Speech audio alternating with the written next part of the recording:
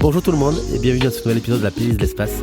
Ravi de vous retrouver aussi nombreux chaque lundi, sauf la semaine dernière où il n'y a pas eu d'épisode. J'ai fait une petite pause dans mon mix dû aux vacances scolaires de Toussaint qui m'ont pris un petit peu de temps en famille, mais c'est toujours important de faire ces petits temps de repos. Donc on reprend toujours les traditionnels lundi à midi jusqu'au 19 décembre. Et après, beaucoup d'invités pour 2023, mais je ne vous en dis pas plus. Aujourd'hui, épisode avec un collègue bassiste, Antonin Rubata. Je suis ravi de le recevoir pour le nouvel épisode de la playlist de l'espace.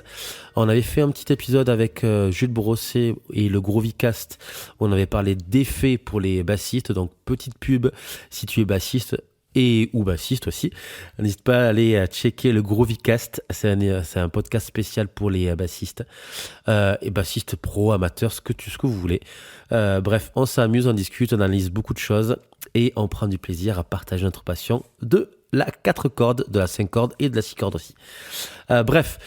Aujourd'hui, playlist toujours prog avec Antonin Rubata. Je vous laisse tranquille.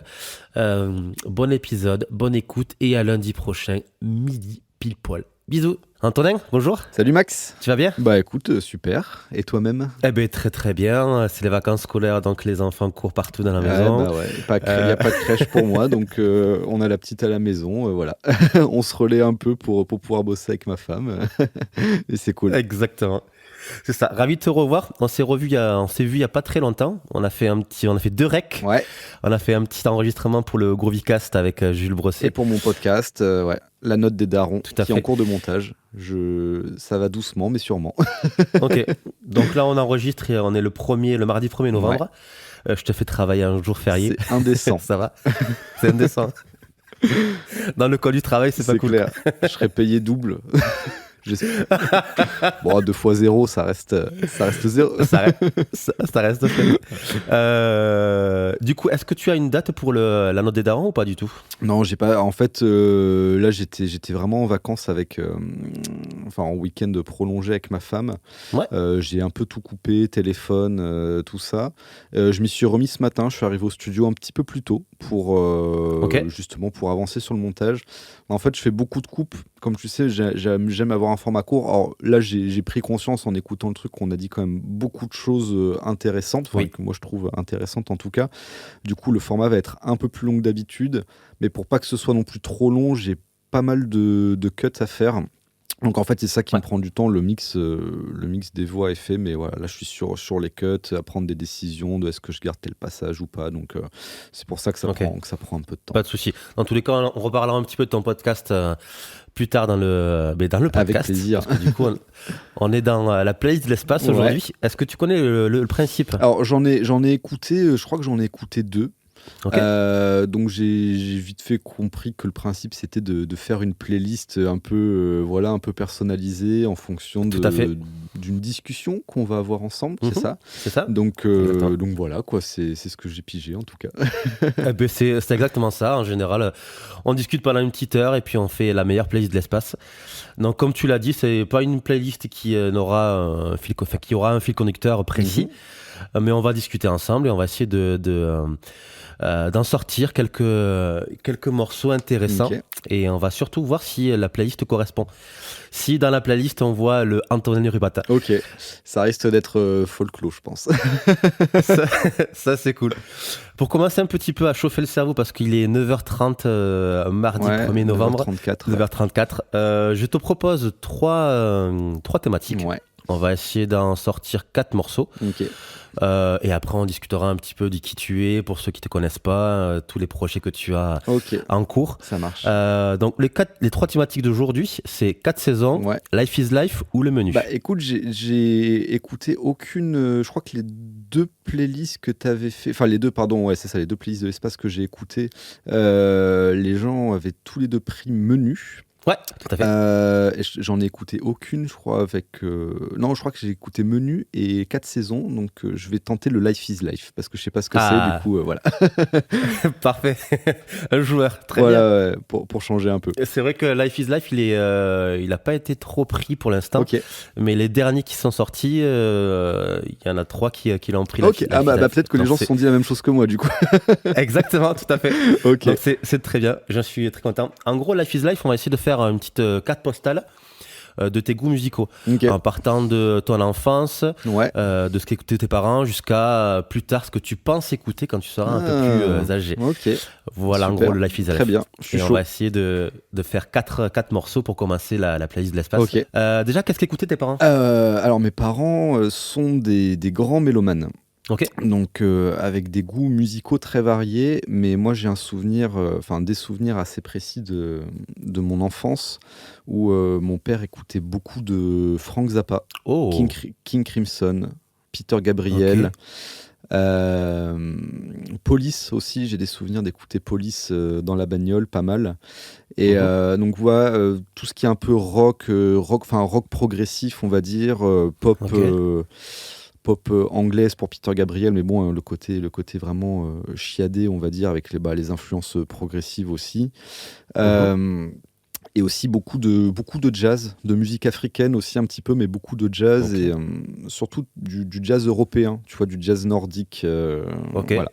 Donc moi, j'ai vraiment ces souvenirs de ça, en tout cas, étant enfant, comme musique qui tournait à la maison. Ça marche. C'est vrai qu'il y a beaucoup de styles là. Tu me dis pas de Peter Gabriel, tu me dis de jazz.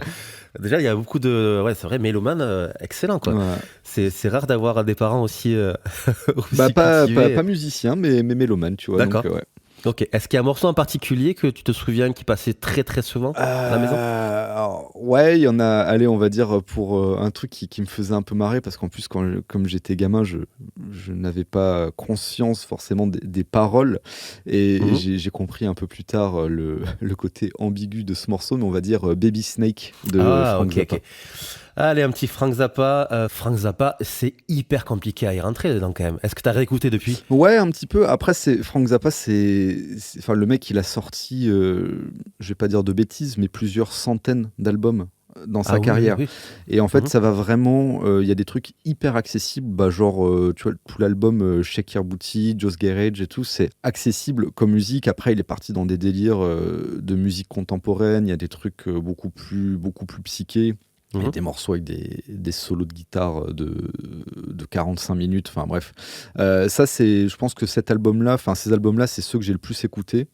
Et Ok. c'est, je pense, les plus accessibles, en tout cas. Je connais pas très bien, j'ai pas la prétention de dire que je connais l'œuvre de Frank Zappa, mais en tout cas, ces albums-là sont assez accessibles. Et c'est marrant, tu vois, c'est de la musique avec beaucoup d'humour, c'est fun, c'est entraînant. Donc voilà, moi, c'est un bon début de playlist, on va dire. On commence très très très très bien Voilà. quoi.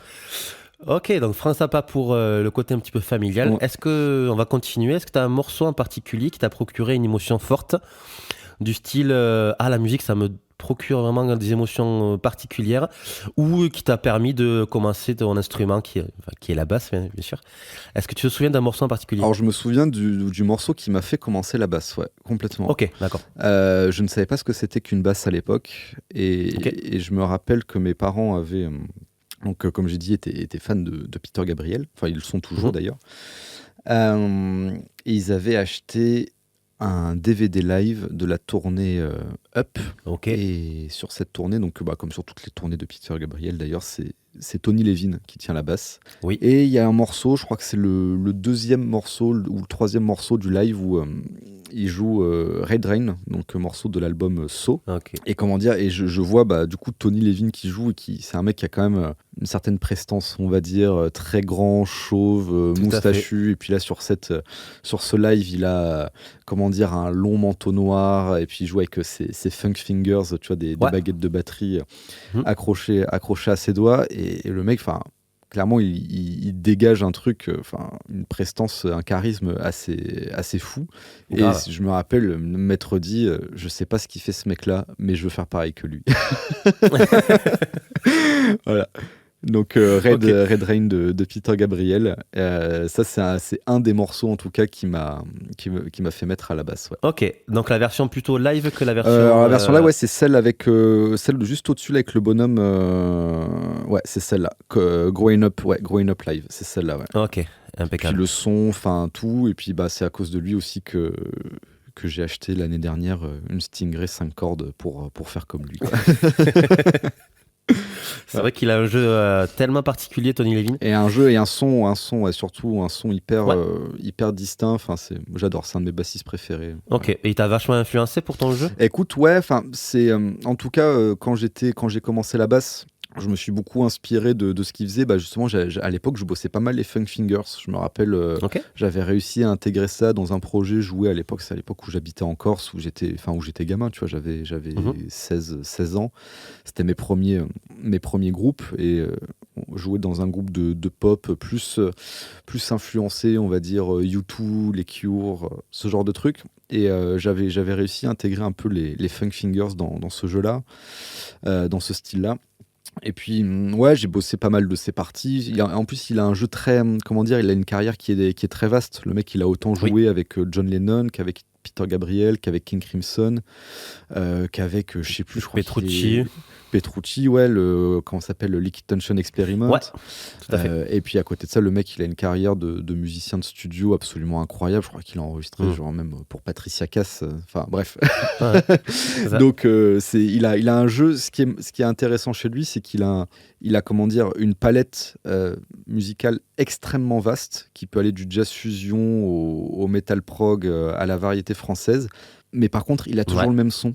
Et ça marche dans tous les contextes. Alors, tu vois, d'habitude, on a tendance à penser que...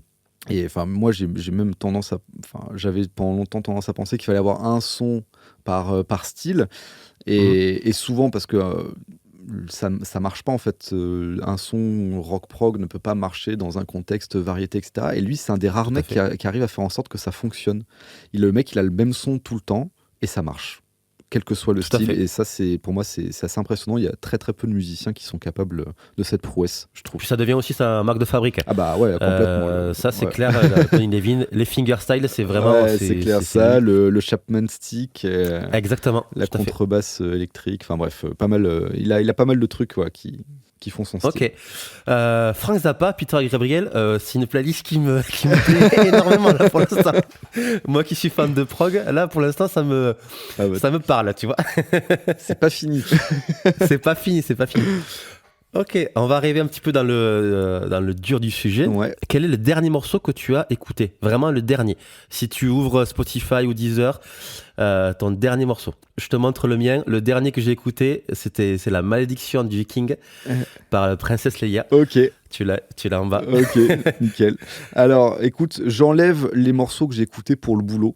Ouais, voilà, okay, parce que j'utilise aussi du coup Spotify pour réviser. Le dernier morceau que j'ai écouté, c'était dans le métro hier en rentrant d'une répète, et c'était Cygnus Vismun Cygnus de Mars Volta. Ah oui. Premier morceau de l'album Francis the Mute. Très très bon morceau. Ouais, pour moi c'est un des rares morceaux que je trouve. Enfin, je pense j'ai une liste de morceaux qui pour moi sont parfaits. Ok. Et ce morceau, il en fait partie. Ok. Ouais, ce morceau pour moi c'est un morceau qui est parfait. Il dure 1000 ans. Je sais plus combien de temps il dure. Il dure 13 minutes. Ouais, il dure 13 minutes et pour moi c'est 13 minutes de perfection. Enfin, il y a de la folie, il y a de la mélodie, il y a de l'émotion, il y a il y a tout. Il y a tout dans ce morceau. C'est parfait. Est-ce que tu as écouté le dernier album ? Pas du tout. Qui est sorti, pas encore. Qui est sorti qui est en 2022, il y a même pas un mois et demi. Écoute, non, j'ai écouté un single, je crois, qui, je t'avoue, m'a pas transcendé. Après, moi, Mars Volta, j'ai plus le nom des albums en tête, je vais reprendre. Tiens, je vais reprendre la discographie. Moi, j'ai arrêté après. Jusqu'à Nocturne. Bah non, en fait, jusqu'à Nocturniquet, donc l'avant-dernier en date. L'avant-dernier. Ouais, après, j'ai quand même un peu décroché. Je trouve ça. Moi, j'aime. Comment dire ? Moi, le premier, Delos in the Comatorium et Frances the Mute, c'est mes préférés. Après, je les ai écoutés, les autres, il y a pas mal de trucs que j'ai bien aimés, mais globalement, ça reste mes préférés restent les deux premiers. Noctourniquet, j'ai Exactement. quand même un très bon souvenir de celui-ci. Il faudrait que je le réécoute. C'est l'avant-dernier, du coup, Ouais, qui date de 2010-2012, je crois. Et ouais, c'est ça. j'avais un très bon souvenir de celui-ci. Exactement. Après, c'est vrai que les deux premiers, enfin les deux que tu as cités, Mm.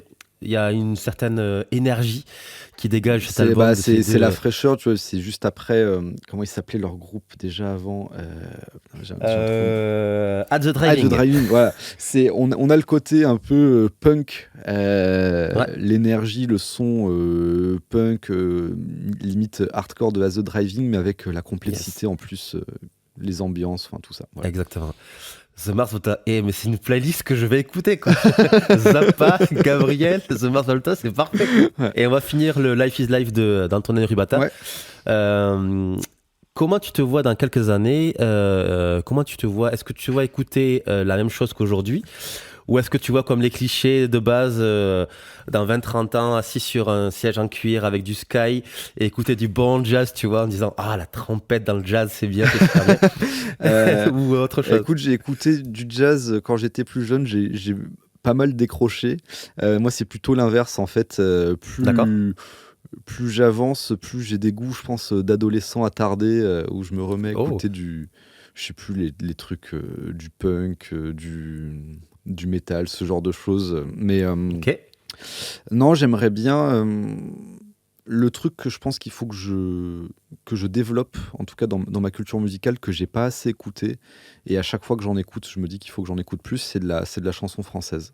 Ok. Et je me suis dit ça, tu vois, il y a encore, je sais plus si c'était hier ou avant-hier, où non, c'était hier, du coup, où j'étais tout seul avec ma fille, on écoutait du Bachung, Mhm. et je me suis dit, faut que j'en écoute plus. Tu vois, j'adore Bachung, j'adore Tiefen, Qui est fan, oui. mais c'est vrai que ma culture en chanson française est au final très limitée, et je pense que c'est quelque chose que je vais développer un peu plus en vieillissant. Donc, du coup, est-ce qu'on se met un petit bachung? Ah bah tu mets Immortel de Bachung.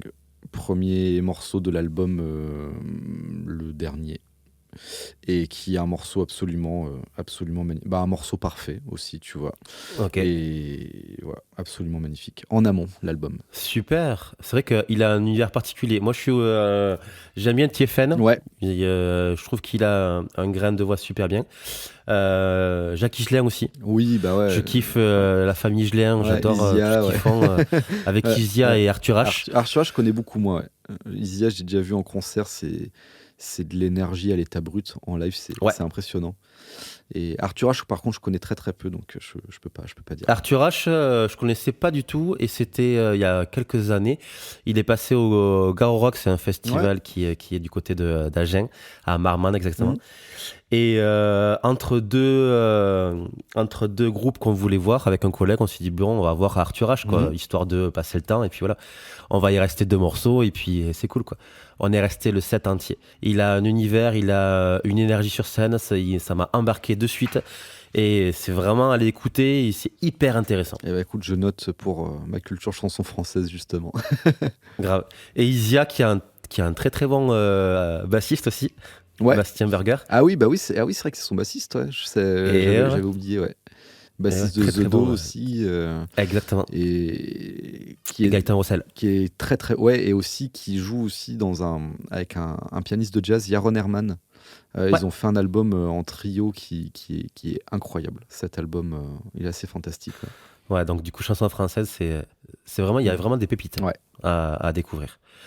Donc on est parfait sur le Life is Life d'Antonin Neruata. On a du Zappa, du Peter Gabriel, du The Mars Volta et du Alain Bachung. Ça me paraît bien. Très très Ça me varié. paraît bien. Ça me paraît très très bien. Nickel. On va parler un petit peu plus de toi, de tes projets, de ce qui arrive en 2023. Ouais. Alors déjà, pour ceux qui ne te connaissent pas, tu es bassiste. Oui, entre autres. Mais Ok. oui, c'est Entre autres. principalement ça. Ok. T'es bassiste pour quel groupe? Alors en ce moment, je sors d'une tournée avec Bande à part, avec qui Mhm. je tourne depuis 2019, que c'est un groupe que j'ai complètement intégré ces dernières années. Ouais. Groupe qui, comment dire, c'est de la reprise, mais pas dans le sens où le font les groupes habituellement. C'est-à-dire que c'est de la reprise, Mhm. mais qui ressemble à de la compo. On prend des morceaux qui existent déjà, forcément c'est le principe de la reprise, et on les amène complètement ailleurs. C'est-à-dire, on va prendre des morceaux funky, on va en faire des ballades, on va prendre des ballades, on va en faire des morceaux disco. Enfin, voilà, c'est un peu ça le principe. Beaucoup de chansons françaises. Du coup, dedans, j'ai découvert et redécouvert pas mal de morceaux de chansons françaises en intégrant ce groupe. Et voilà, donc là, on a fait une tournée de à peu près, je crois qu'on a fait 50 dates cette année. Ok. Il y a encore, je crois, quelques petites dates qui traînent en novembre-décembre, mais là, on a fait le dur de l'année. Donc voilà, il y a ce projet-là qui me prend, comme tu peux t'en douter, pas mal de temps. Exactement, 50 dates, ça fait beaucoup. Voilà, ensuite, il y a pas mal de projets, mais Belvédère, un projet folk. Ouais. On est en train de préparer l'enregistrement du second EP, donc qui va être enregistré en début d'année prochaine. Donc là, on est en train de bosser sur les arrangements. Des projets perso aussi. Ok. J'ai sorti un EP sous mon nom il y a 2 ans. J'essaye de me mettre à la composition du deuxième. Et un projet perso aussi qui va sortir là en début d'année. Je crois qu'on en avait parlé déjà dans le Groovycast. Enfin, on en a parlé dans le Groovycast. Je l'avais évoqué. Donc là, on a tourné le clip. On a tourné le premier clip là il y a une semaine ou 10 jours, je sais plus. Et donc voilà, ça va sortir en début d'année. Quelque chose de beaucoup plus pop. Voilà, très pop. Très pop. Ok. Et donc ça, c'est pour les projets musicaux. Et puis après, j'ai un studio de production et de composition et aussi d'enregistrement. On fait de la réalisation et de l'arrangement de morceaux pour des chanteurs, chanteuses. Et aussi, on fait aussi du mixage, du mastering et de la composition de musique à l'image. Musique de pub, musique de film, tout ça. Ok, très bien. Donc en gros, 2 casquettes, casquette musicien, casquette technicien. Voilà, enfin technicien, je suis pas vraiment bon en technique, on va dire, à part en mixage, mais plus producteur-arrangeur, on va dire. Voilà, d'accord. Je fais de la prise de son aussi, mais c'est pas ma grande spécialité, quoi. Parce que tu travailles avec une autre personne dans ton studio, c'est ça ? On est 3 en tout. Ok. On est 3. Et donc, du coup, chacun a une spécialité particulière. Tout le monde a plein de casquettes et tout, donc c'est hyper complémentaire. Voilà, ça marche très bien comme ça. Ok. Donc, on va repartir sur ton côté un petit peu musicien. Ouais. Donc, tes 2 groupes phares, on va dire, c'est Bande à part et Belvédère. Ouais, Bande à part, en ce moment, c'est ça. Après, tu vois, ça dépend un peu des périodes, mais Bande à part, on va dire, c'est vraiment le projet principal là depuis quelques années dans lequel je suis investi. Je suis investi à fond. Et puis là, Belvédère qui reprend du coup avec l'enregistrement du deuxième EP. Là. Ok. On va essayer de mettre une chanson sur ces 2 groupes. Quelle chanson correspondrait le mieux à Bande à part et l'autre à Belvédère ? Alors, sans choisir des chansons des groupes, c'est ça Évidemment. Sauf si vraiment il y a une chanson phare d'un groupe en particulier qui fait que Belvédère par exemple c'est ça, ou Bande à part c'est vraiment ça, il y a tout ce qu'il faut. Après, est-ce qu'il faut que les chansons soient dans le style des groupes ? Pas forcément. Pas du tout. Pas forcément. C'est selon toi, quelle est, en fonction de l'énergie, en fonction de l'état d'esprit, en fonction de ce que dégage le groupe, quelle chanson pour toi correspondrait le mieux à Bande à part et l'autre à Belvédère ? Belvédère, il y a un côté, on va dire, très planant, très, on va dire, peace, tu vois, très apaisant. Okay. C'est de la folk, hein, donc c'est tranquille. Pour Belvédère, je dirais peut-être du Mogwai, on va dire. Oh, un groupe islandais, non ? Non, Mogwai, c'est écossais, il me semble. Ouais. Écossais, ouais. Pour Belvédère, on va dire du Mogwai. On va dire, j'aimais beaucoup un album en particulier de Mogwai. Je vais te le retrouver. Je te remets les albums là, ici. Là, si tu Mogwai, c'est Mr Beast. Et tu vas mettre Friend of the Night. On va mettre ça. Tiens, pour Belvédère. J'aimais beaucoup Mogwai quand j'étais adolescent. Ok. Ça correspond bien avec ce que tu me disais juste avant, avec Franz Zappa, Peter Gabriel et The Mars Volta. Ça, c'est parfait. Et pour Bande à part, faudrait un truc déjanté, un truc un peu disco, un peu Magnolia Forever de Clo-Clo. Oh, ouais, c'est un morceau qu'on joue. Mais je trouve que même la version originale, il y a ce truc-là un peu dansant avec une certaine énergie. En fait, moi, je sens la sueur, tu vois, du mec qui enregistre. Quand j'entends Clo-Clo chanter son morceau, il y a ce truc-là, il y a un côté hyper intense et qui, je trouve, correspond bien au show de bande à part, tu vois, où c'est de la chanson française, il y a de la mélodie, il y a des textes, il y a de l'émotion, mais il y a aussi et surtout beaucoup de sueur, beaucoup d'intensité, et je pense que ce morceau-là, il correspond bien, tu vois, c'est speed, ça trace, et c'est vraiment, c'est ça l'énergie de bande à part sur scène. Donc, ok. Claude François, il y a des lignes de basse de tueur, quoi. Ah, c'est monumental. Grave. Moi, je pense comme beaucoup de gens, j'ai mis du temps à m'y mettre, et c'est vraiment quand j'ai commencé à écouter. Mais j'ai commencé à écouter Claude François en regardant le film sur lui. Je sais plus comment il s'appelle. Lequel avec Poulvord ? Non, pas Podium. L'autre, il y en a eu un peu plus sérieux, on va dire, qui a été fait quelques années plus tard, qui retrace vraiment la vie de Clo-Clo, et c'est à ce moment-là, je crois, où j'ai commencé à vraiment m'y intéresser. Et ouais, grosse ligne de basse, ça groove, c'est... Eh bien le bonjour, Maxime en post-production. Vous avez l'habitude un petit peu des voix off pendant les podcasts. Donc du coup, le biopic que parlait Antonin, c'était le film Clo-Clo, qui est sorti en 2012. Un film de Florence Siri, Jérémy Régnier et Benoît Magimel. Voilà, donc allez le regarder, c'est super cool. Et bosser des lignes de basse de Claude François, c'est parfait.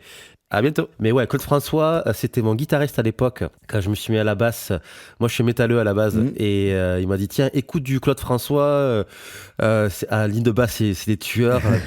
J'ai dit mais non, mais qu'est-ce que tu racontes et tout, tu me racontes de la merde, c'est encore des conneries et tout. Je fais non, il me fait vas-y, écoute.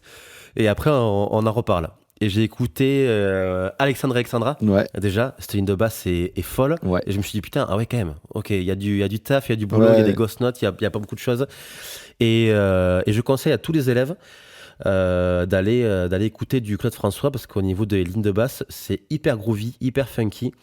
Et il y a beaucoup de choses, beaucoup d'exercices intéressants qu'on peut découler des riffs de Claude François. Carrément. Ok, donc Mogwai pour Belvédère et Claude François pour Bande à part. Ouais, tout à fait. Bande à part, je rappelle, c'est un trio. Ouais, power trio, guitare-chant, basse-batterie. Ok. Et basé principalement en Corse, il me semble. En fait, on est tous de Corse. Ouais. Mes deux collègues, eux, habitent encore là-bas, mais après, le groupe tourne dans la France entière, pas qu'en Corse, même au final assez peu en Corse. C'est pas du tout là où on fait le plus de dates, et vraiment dans la France entière, et puis un petit peu à l'étranger aussi depuis quelques années. Donc, ok, ça marche. Donc tu parlais de ton EP. Ouais. Tu as sorti un EP du coup pendant le confinement, on en a parlé pendant le Groovycast. Ouais, c'est ça, en 2020. Et donc le prochain, est-ce qu'il sera sur la même veine que le premier, ou tu vas un petit peu varier ton style ? Alors, ça va être un peu... Déjà, le prochain va être enregistré en live. C'est vraiment la volonté. Okay. C'est pour ça que ça prend du temps, en fait. C'est aussi de trouver les dispos communes aux musiciens et à moi-même et au studio. C'est que le premier EP, il a été fait en mode confinement. Donc, moi, j'avais enregistré tout chez moi. Enfin, basse, j'ai fait les basses et la plupart des synthés chez moi. Ensuite, je suis allé à Lyon pour enregistrer, pour guider le batteur, donc monsieur Yann Vanek, dans l'enregistrement de ses parties batterie. Il a son studio d'enregistrement à Lyon, donc on a fait ça là-bas au déconfinement, dès qu'on était déconfinés.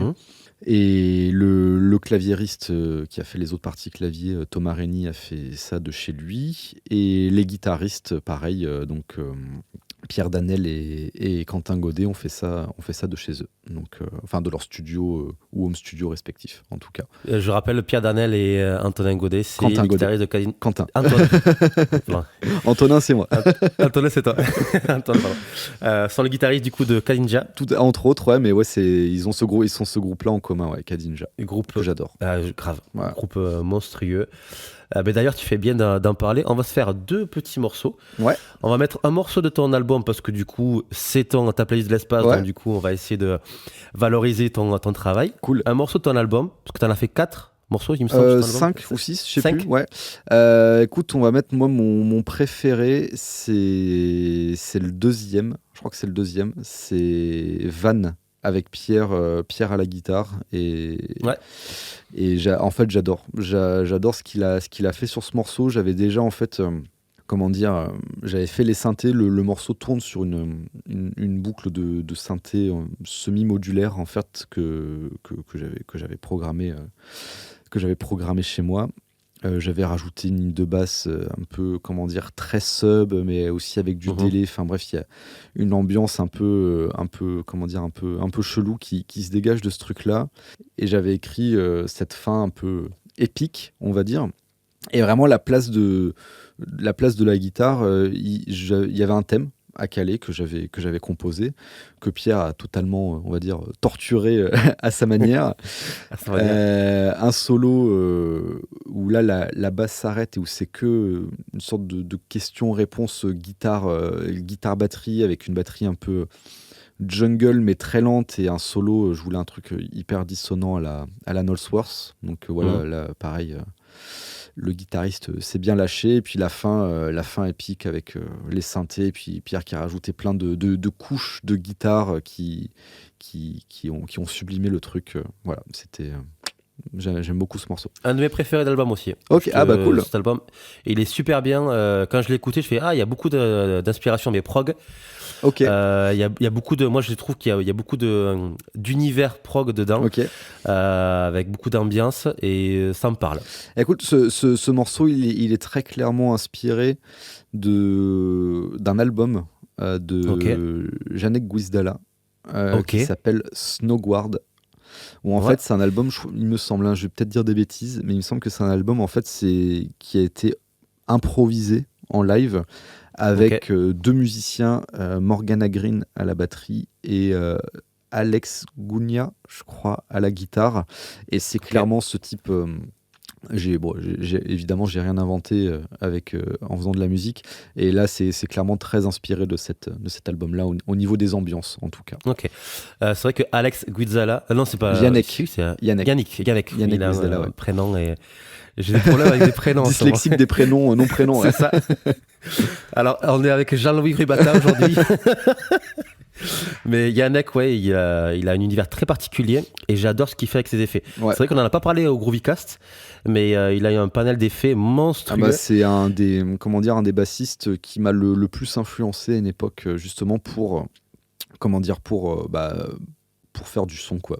Au-delà de faire de la basse aussi, pour tout l'aspect sonore qu'on peut avoir avec cet instrument. Donc j'ai beaucoup poncé sa discographie. Ok, parfait. Et ben, du coup, ce qu'on va faire, on va se mettre un morceau de Kadinja, parce que du coup, il y a quand même deux guitaristes de Kadinja.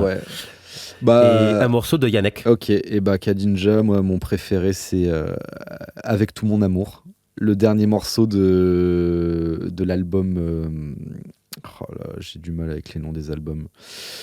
C'est celui où il y a Véronique, tout ça. Super 90. Super 90. Et c'est le dernier morceau, Avec tout mon amour. Morceau instrumental. 2 solos de guitare absolument dingue. Enfin, j'aime beaucoup ce morceau. Je fais une petite parenthèse. DNA, j'ai kiffé. Pour ceux qui ne savent pas, Kadinja, comme tout le monde, adore les années 90. Et c'est vrai qu'ils ont fait un album qui s'appelle DNA, où il n'y a que des covers de morceaux métal des années 90-2000. Et le point de vue... celui-là, il est monstrueux. De Linkin Park, il est monstrueux. Il est... Voilà, cet album, je l'ai saigné. Ok, pour Kadinja. Et pour Yannick, on va mettre sur son dernier album. Alors pour le coup, il n'y a pas du tout d'effet là-dessus, sur ce morceau-là. Mais il y a un des plus beaux solos de basse que j'ai eu l'occasion d'entendre dans ma vie. C'est Light Years. Et c'est un morceau sur son album The Onion. Pas l'oignon, mais l'union. et comment dire... avec un superbe thème. Il y en a pas des tonnes. C'est sobre, c'est classieux. C'est ce qu'il a fait quand même pendant une bonne partie de sa carrière. De mémoire, alors c'est lequel ? Il me semble que c'est celui-là, The End of the Story, que je trouve particulièrement cool. Après, il faudrait que je le réécoute. Je l'ai écouté quelques fois, en 2019, mais pendant le confinement, c'est vrai. Alors, il faudrait que je le réécoute, mais il me Pareil, je semblait l'ai pas que celui-là... beaucoup, je l'ai pas beaucoup écouté cet album, mais j'ai juste un souvenir du morceau là, Light Years. Mais le reste, j'ai pas beaucoup écouté. J'ai beaucoup plus écouté son album It Juste Only avant. Happened Once. Non, It Only Happened Once. Celui-là, je l'ai beaucoup écouté. C'est un album improvisé. Ouais, c'est celui-là. Celui-là, je l'ai beaucoup écouté. J'aime beaucoup cet album. C'est que des impros, en fait, Ok. dans des styles assez, justement, là, alors, pour le coup, c'est que de la basse avec beaucoup d'effets. Ouais. Beaucoup d'effets. Euh, et avec une équipe de malades, comme toujours avec lui, avec Jojo Meyer et Mark Juliana, notamment aux batteries. Mm. Et ouais, celui-là, je l'ai beaucoup écouté, ainsi que son premier album, Space in Between, qui est un peu plus. Bon, voilà, enfin, c'est pas son premier d'ailleurs, c'est son deuxième, il me semble. Alors, on va voir toute la discographie. On se fait un petit point bassiste. Hein. Alors, le tout premier, clac. Le tout premier, Mystery to Me. Ouais, Mystery to Me. ouais, alors celui-là, c'est moins ma cam, c'est plus classique, on va dire. C'est des morceaux, enfin, dans la construction qui sont un peu plus. On sent pas encore son style, tu vois, dans cet album-là. Après, le live, il a fait le live at 55 Bar. On commence à sentir un peu la personnalité. Son univers, ouais. Voilà, Tout c'est à ça. fait. Et puis qui se développe après au fur et à mesure des albums. Et puis après, il va partir vraiment dans différentes expérimentations avec les effets, avec tout ça. Enfin, bon, un Exactement. bassiste très complet, ouais. Très complet et hyper créatif. Ouais. Si vous êtes bassiste et que vous avez un manque d'inspiration, allez écouter ce bassiste, il est hyper inspirant. Ouais. Et, avec ses effets, du coup, il mélange les effets et les mélodies qui sont très intéressantes. Moi, je le suis régulièrement sur Instagram, il poste des petits tricks qui vont bien, des petites...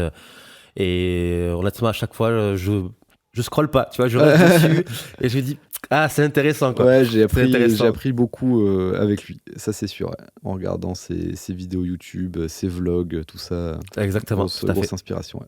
On commence à être pas mal pour la playlist de l'espace d'Antoine Ribata. On va continuer, bien sûr, on a un petit quart d'heure qui va bien. Ouais. Donc, on a parlé de Bande à part, de Belvédère, de tous tes projets musicaux, de ton studio. Est-ce que tu as des projets en cours qui vont sortir en 2023 ou en 2022, où tu as principalement arrangé et fait un petit peu de technique Alors en 2022, on est en quelle année là? On est en 2022. Ouais, donc en 2022, non, il n'y a plus rien qui sort là cette année. Par contre, en 2023, il y a du coup le projet dont je t'ai parlé, qui s'appelle Marianne, comme le nom de la chanteuse du projet, où on est une équipe de 4 là-dessus. On a tout co-composé, co-écrit, on a fait toutes les prods ensemble.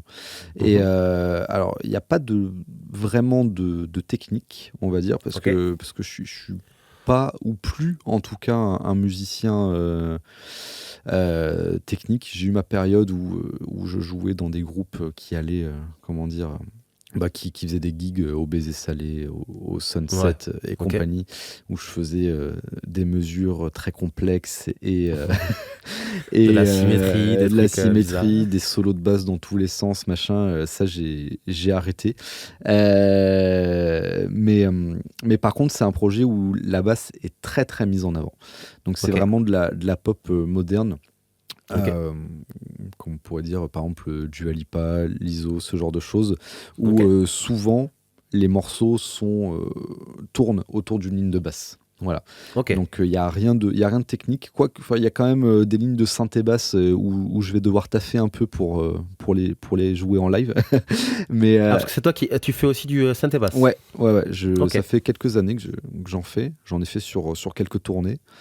Et j'ai même fait des tournées où je faisais que ça, d'ailleurs, où j'avais pas de basse, où je faisais que du synthé basse. Et là, dans ce projet, il y a de la basse, donc la basse électrique et du synthé basse aussi. Et les lignes de basse, en fait, on les a composées avec le claviériste. Il y en a certaines qui sont de lui, certaines qui sont de moi.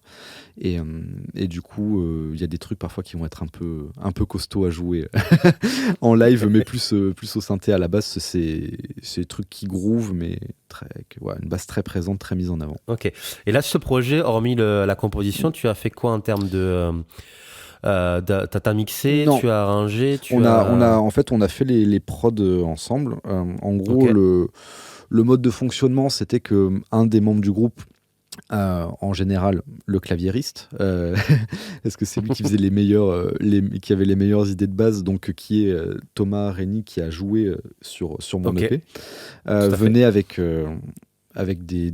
comment dire, des prods plus ou moins aboutis, donc parfois c'était juste une boucle d'accords, parfois il y avait aussi une rythmique, parfois il y avait des morceaux un petit peu plus construits, et à partir de là, on travaillait tous ensemble, tous les quatre, pour en faire un morceau, chacun apportait sa patte.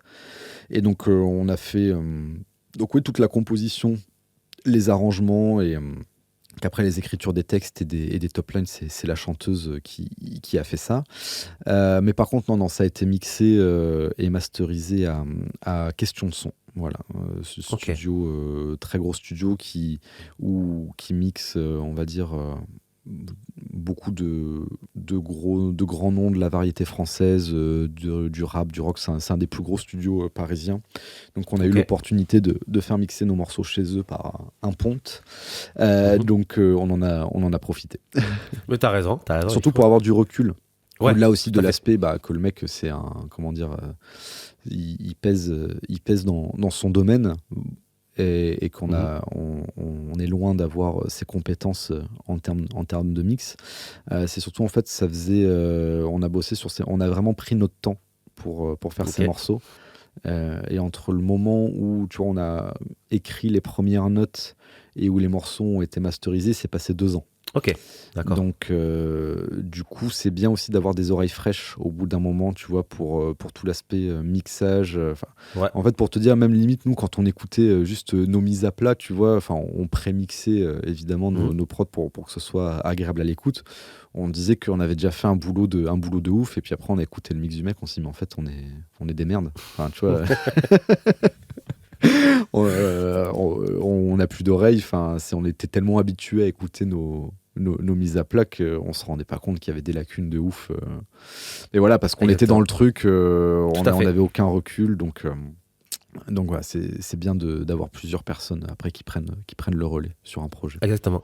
Puis même pour des prises de décision en mode mais je verrais bien peut-être un arrangement comme ça, machin, d'avoir une oreille fraîche, ça permet aussi de dire cet arrangement que tu proposes, il va pas le faire parce que il y a telle fréquence, machin, qui va bouffer par rapport à ça, que tu n'avais pas forcément. Écoute, il y en a pas eu beaucoup, mais il y a eu des moments comme ça. De manière générale, pour le coup, nos égos personnels empêchaient le mec de toucher aux arrangements.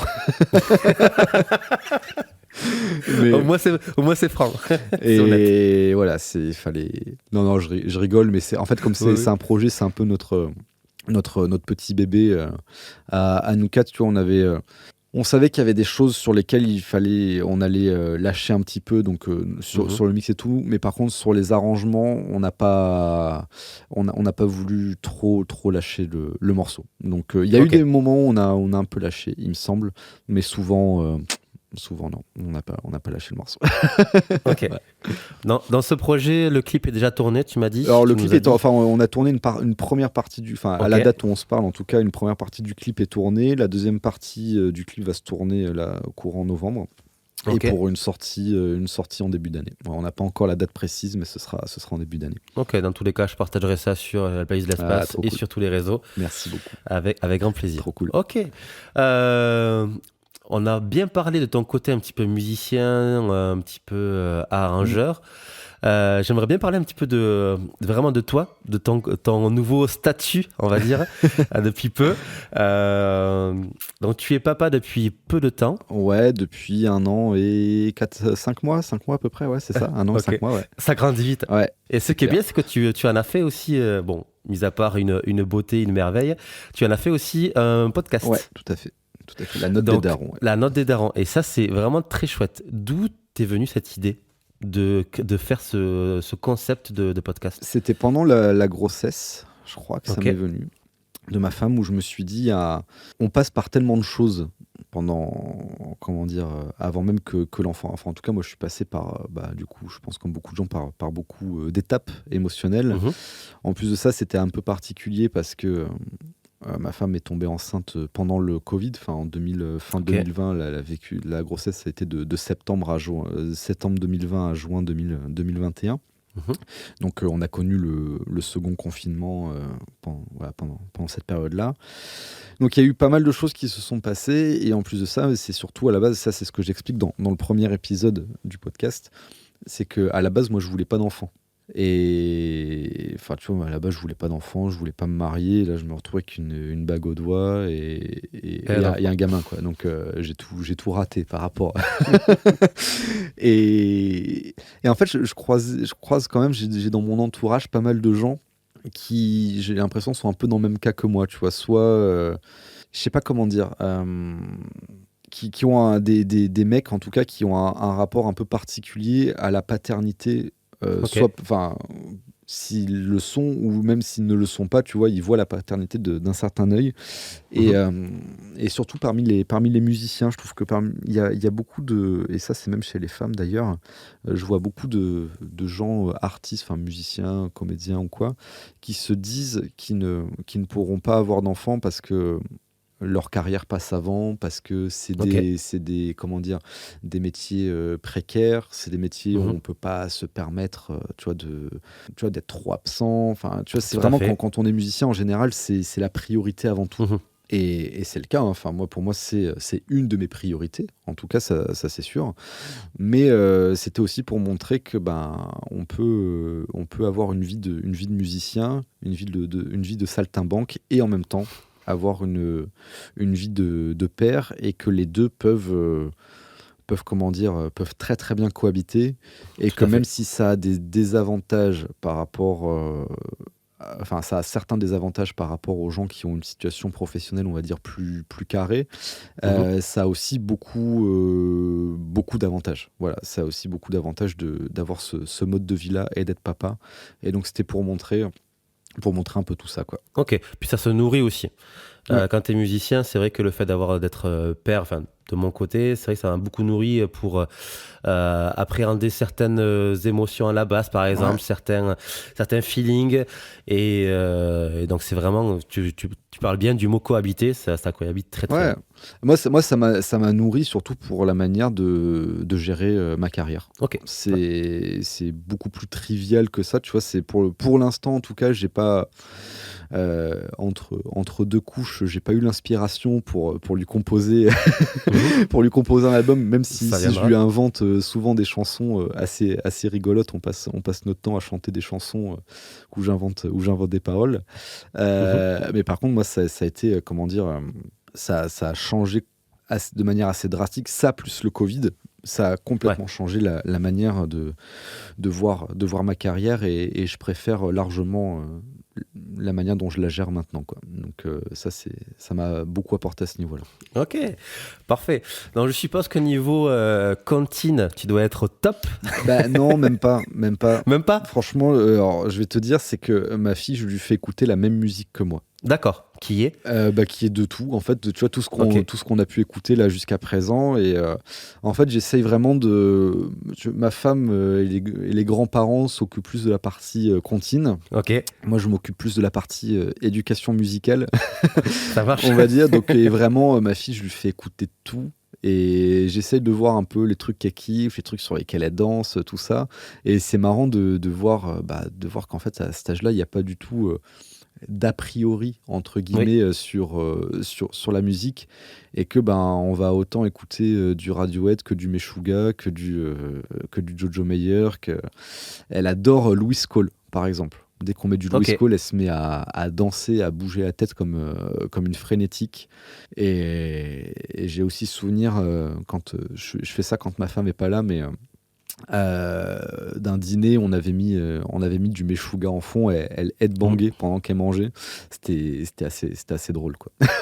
Du coup, est-ce qu'on se mettrait pas un Louis Cole ou un Meshuggah? Vas-y, on va mettre un petit Louis Cole, on va mettre Fuck It Up, je crois qu'il s'appelle, parce qu'elle avait vraiment adoré celui-ci. Ah, c'est celui-là, ok. Un live? Ouais, c'est ça, live session. Celui-là, elle kiffe bien, elle aime bien danser dessus. Ouais. Non, Olivier, c'est vrai qu'il est très dansant. Enfin, cet artiste, déjà, il fait des chouettes trucs bien. Je l'ai vu plusieurs fois en live, une fois avec Nowhere et 2 fois en solo.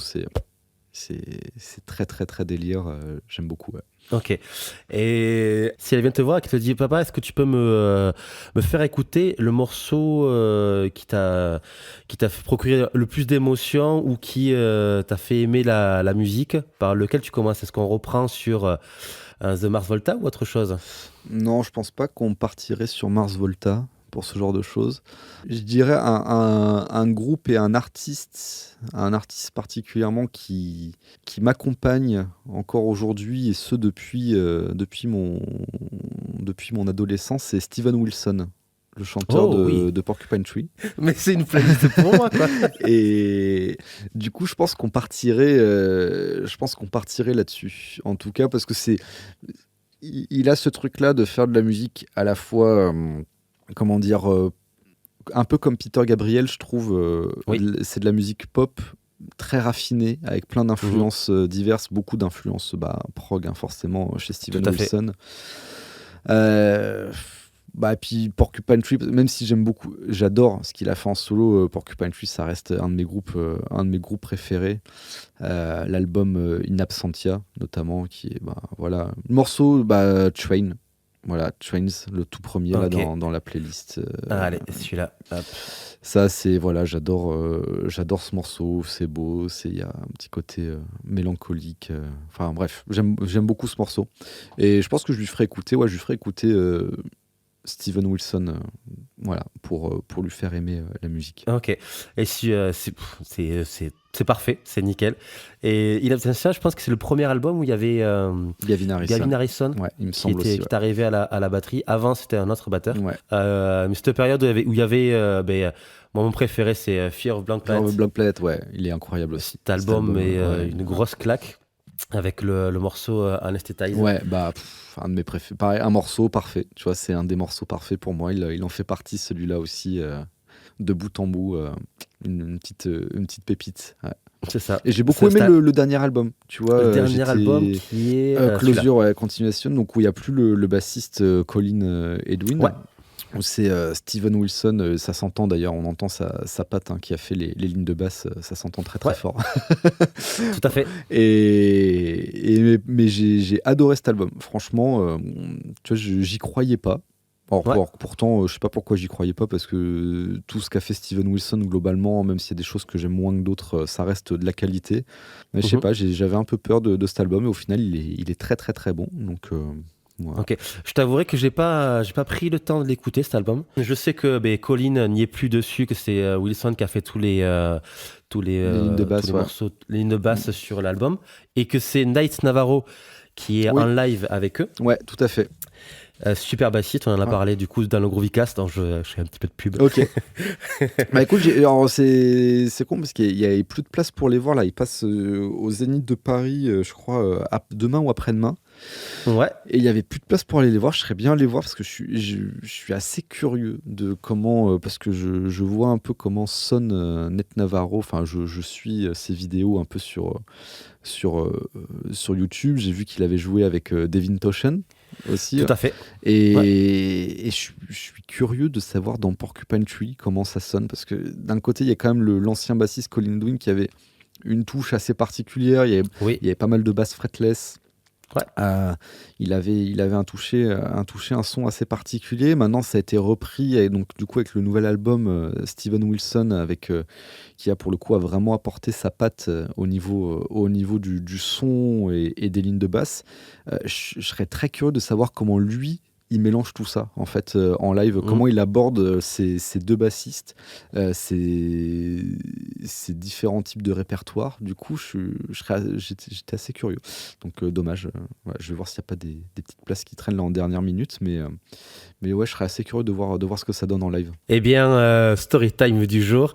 Effectivement, juste pendant le live, il y a une copine de Chambéry qui vendait sa deuxième place. Donc du coup, Antonin a pu voir Porcupine, comme quoi faire un podcast c'est toujours utile. Donc apparemment, concert de 3 heures, un son monstrueux, et puis tous les deux ont kiffé. Donc voilà, petite anecdote du jour. Bonne continuation. Mais Porcupine Tree, ouais, très très bon groupe, super. Ouais, enfin, Steven Wilson dans son ensemble, pour moi, c'est un mec, il va au fond des choses. Quoi qu'il fasse, il y va. Et je trouve vraiment sur ses derniers albums solo, la qualité de la production musicale. Oui. Alors, autant sur les premiers, il y avait des compositions assez folles. Il y a tout l'album Grace for Drowning, qui c'est pas son plus connu, mais qui pour moi c'est un de ses meilleurs. Tu vois, en termes de construction, de composition, c'est assez fou. Tony Levin, qui joue d'ailleurs sur ses 2 premiers albums un petit peu.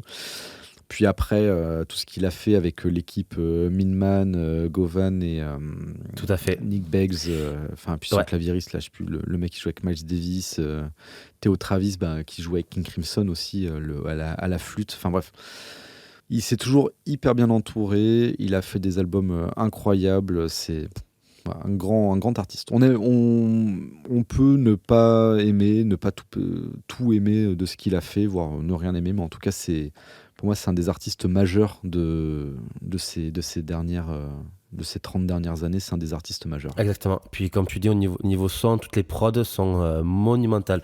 Il peut faire vraiment des ambiances hyper cool sur des morceaux hyper pop. Ouais. Et ça, je trouve ça super intéressant. Super bien. On pourrait en parler des heures de Porcupine de Steve Wilson, mais on va s'arrêter là. On n'est pas loin d'avoir fini ta petite playlist de l'espace, Antonin. Je finis toujours par une petite recommandation de l'invité. Ouais. Est-ce que tu as un artiste, hormis ceux qui sont dans la playlist, que tu recommanderais ? Alors, on va aller voir sur Spotify. Qu'est-ce que j'ai ? Ouais, c'est bon, j'ai trouvé. En plus, je me suis dit, il y en a 2. Ouais, on va voir.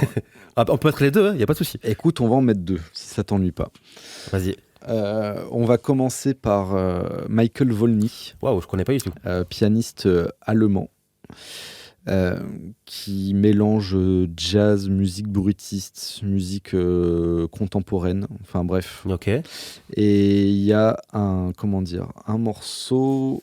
Ouais, c'est le Weltantrum Live at Philharmonie. Berlin. Ouais, c'est celui-là. Et on va dire. Il y a Tim Lefebvre. Ouais, Tim Lefebvre à la contrebasse, qui fait du grand Tim Lefebvre.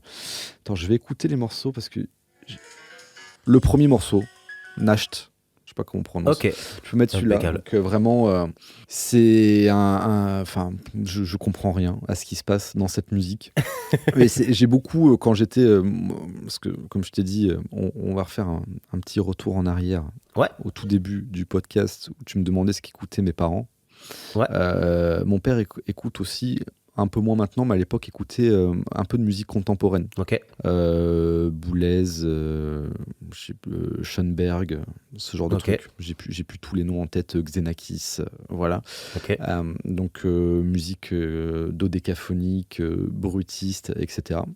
J'en ai pas mal écouté pendant une période. Je comprends rien à cette musique-là, mais j'en ai pas mal écouté. Je me suis un petit peu intéressé à ça. Puis après, à des dérivés plus, on va dire, accessibles, genre, comment il s'appelle déjà ? Steve Reich. Voilà, Steve Reich. Voilà. Après, il y a eu des dérivés que je préfère, en tout cas, qui sont plus accessibles au niveau de la musique. Mais bref, tout ça pour dire que Michael Volny, c'est, avec cette équipe-là, en plus, Eric Schaeffer et Tim Lefebvre, c'est une combinaison du jazz contemporain, de la musique contemporaine, avec aussi, alors, dans le dernier album là qu'ils ont sorti, Ghost, des influences même limite un peu plus populaire, new wave, etc. Mais tout en restant dans un trip jazz contemporain. Et, cet album-là, du coup, le Weltantrum, je sais pas comment on prononce, live. Ouais, c'est l'album que j'ai énormément écouté, que j'aime beaucoup. Donc voilà, fallait le mettre. Ok. Le peu que tu m'as fait écouter, ça me fait penser à du Tigran Amassian. Alors c'est moins barré, ça l'a plus barré que Tigran. C'est différent en fait. Tigran, il y a un aspect très mélodique et très rythmique. Là où Volny, c'est très déstructuré. Au contraire, on a du mal à. Moi, j'écoute du Volny, je sais pas où est le temps.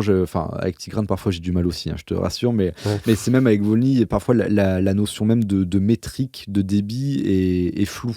Je sais. Faut écouter pour s'en rendre compte. Mais Tigran, j'aime beaucoup aussi. Tigran, j'adore. Ok, Tigran, c'est parfait. Et donc, du coup, le deuxième ? Et le deuxième, moi, c'est un des albums que j'écoute le plus depuis quelques années. que j'ai découvert, en plus de ça, ça va faire le lien grâce à Tim Lefebvre, qui, quand je l'avais interviewé pour Bassiste Magazine il y a quelques années, il m'avait dit il faut que tu écoutes ce mec, il faut que tu écoutes cet album. Et je suis tombé amoureux. Donc c'est un artiste qui s'appelle Fink, F-I-N-K, et tout l'album Art Believer est absolument incroyable. Et notamment l'avant-dernier morceau, Too Late, pour moi, qui est magnifique. Voilà. Et dans cet album, c'est de la folk, on va dire. Ouais. Enfin, je suis assez mauvais pour définir les styles de musique, mais j'ai l'impression que ça ressemble à de la folk. Il y a des lignes de basse vraiment hyper chiadées, hyper cool. Et voilà, le mec, il a une voix, des paroles, pareil, il y a des ambiances avec des sons de batterie qui passent dans des échos. Enfin, c'est hyper bien produit, les morceaux sont magnifiques. Et voilà, ça c'est un... En plus, je trouve que c'est un beau morceau de fin, tu vois. Too Late, voilà, c'est très... J'aime beaucoup. J'irai écouter, ça m'intrigue, tu vois. Donc j'irai écouter à la fin du podcast. Nickel. Je pense qu'on est pas mal pour la playlist de l'espace d'Antonin, pour ta playlist. Écoute, on va se faire un petit... Ça a l'air varié en tout cas. Exactement. On va se faire un petit récap. On a commencé par le Life is Life avec Baby Snake de Frank Zappa, Red Rain de Peter Gabriel, Cygnus Cygnus, de Mars Volta, Immortel de Alain Bachung, Friends of the Night de Mogwai, Manuela Forever de Claude François. Là, pour l'instant, c'est un des seuls qui est un petit... C'est bizarre, mais c'est cool. Une petite auto-promo avec Van de toi, d'Antonin Ribata. Avec Tout mon amour de Kadinja, évidemment. Light Years de Yannick Guizzala. Super bassiste, allez écouter. F It Up, donc c'est Fuck It Up, je pense, de Louis Cole. Trains de Porcupine Tree, donc ça évidemment allez écouter Porcupine, si c'est pas fait c'est bûcher obligatoire. Et 2 recommandations d'Antonin, c'est Natch de Michael Volny et Too Late de Fink. Voilà. On est super bien. 1h10 de playlist de l'espace. Bim. Ouais, mais je la trouve assez cohérente. Il n'y a pas trop de trucs qui partent un petit peu dans tous les sens. Écoute, ça me correspond bien. Voilà. Parfait. On n'a pas mis les trucs un peu honteux que j'écoute, donc c'est parfait. On peut continuer. Mon petit jardin secret n'est pas dévoilé, donc donc sauf avec Clo-Clo évidemment, mais voilà. Non, le reste. Mais oui, c'est vrai qu'au final, moi, j'écoute aussi beaucoup de pop, de variété anglo-saxonne, tu vois, donc c'est vrai qu'on n'a pas mis là-dedans, mais j'apprécie beaucoup écouter aussi cette musique-là. J'en écoute même énormément. Donc voilà, ça, ce sera peut-être pour une autre playlist plus tard. De l'espace. Voilà. Parfait. Est-ce que c'est une playlist que tu aurais faite ? Ça peut. Franchement, franchement, ça peut tout à fait. Alors après, moi, j'aime bien quand je fais des playlists, avoir un peu de cohérence au niveau du style. Mais ça, c'est clairement, en fait, c'est plus on va dire un best-of, tu vois, qu'une playlist. Voilà, c'est vraiment, c'est un petit best-of. Donc carrément. Parfait. C'était un plaisir, Antonin, de te retrouver plaisir partagé. Un podcast. C'était super cool de parler musique. Ça fait du bien de parler d'autres choses que de basse. Ouais, tout à fait. Quand tu es interviewé sur des podcasts ou quoi, ça fait du bien. On en a parlé un petit peu, c'est vrai, de basse, mais de musique déjà en général, c'est chouette. Puis les recommandations, ça me permet aussi d'élargir ma culture musicale. Et c'est aussi tu connaissais beaucoup de choses quand même là-dedans, les artistes en tout cas. Beaucoup, sauf celui-là, Antonin Ribata, je connais. Mais pas mal. Ouais. À part les deux derniers, je pense que tu les connaissais tous. Les artistes en tout cas. Peut-être pas les artistes, tous. Mogwai, j'ai beaucoup écouté aussi. J'avais une grosse période où j'écoutais des trucs hyper planants. Genre Sigur Rós, Mogwai. Voilà. Exactement. Du Cult of Luna aussi, qui est un peu plus dark. J'adore. Très très dark. Luna, mais c'est une playlist que je vais écouter aussi. Je t'avoue. Trop cool. Trop Merci Antonin d'avoir joué le jeu. Merci Max. Et puis à très bientôt. À très bientôt. Ouais, à très vite. Ça marche. Merci. Ciao. Ciao.